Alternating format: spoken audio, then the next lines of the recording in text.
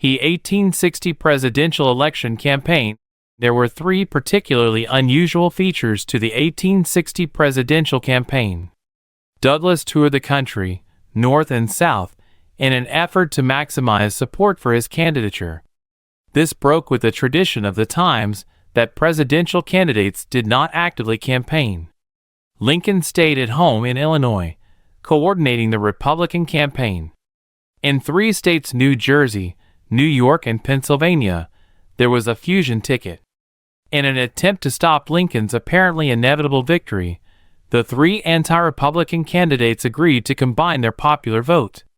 It did not make any significant difference to the final vote in each state, but it shows how anxious pro-slavery candidates were to stop a Republican victory. A new political movement emerged to influence the outcome of the election. This was dubbed the Wide Awake movement. The New York Wide Awakes were just following a model which had been developed in Connecticut earlier in the year and was soon copied in many other northern cities. In particular, the Wide Awakes attracted men in their 20s and 30s. According to a recent analysis of the Wide Awakes, the strange movement electrified the presidential election. John Greenspan, Young Men for War, the Wide Awakes, and Lincoln's 1860 presidential campaign, Journal of American History, September 2009. The movement came from the grassroots. Seward was enthusiastic and in touch with the movement and addressed its rallies. Lincoln handled the movement cautiously, which helped him seem to Republican members as the more moderate of the two candidates and thus more able to bring in a wider range of voters. When Lincoln secured the nomination, the Wide Awakes' energy and enthusiasm turned to helping his campaign and probably increased turnout in northern states. Some 100,000 men are thought to have taken part in Wide Awake marches.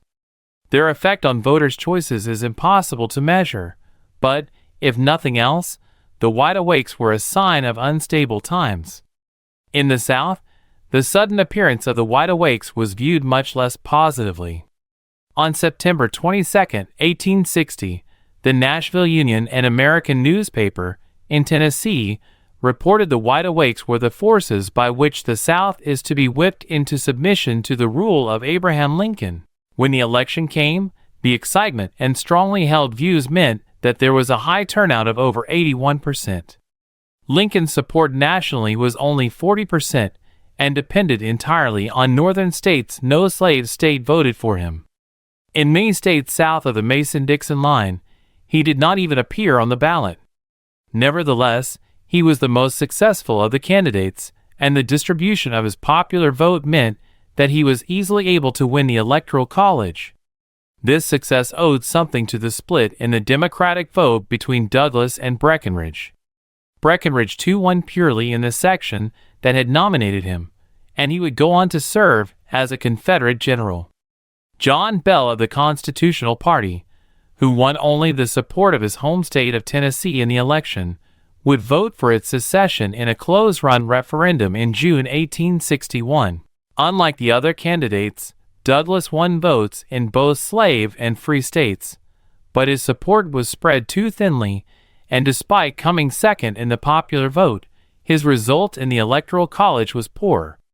Generous in defeat, he encouraged the South to accept the political fact of Lincoln's election, and once again characteristically looked for a compromise. When fighting broke out at Fort Sumter, in what are often called the first shots of the American Civil War, Douglas supported Lincoln's response. Within months, Douglas died.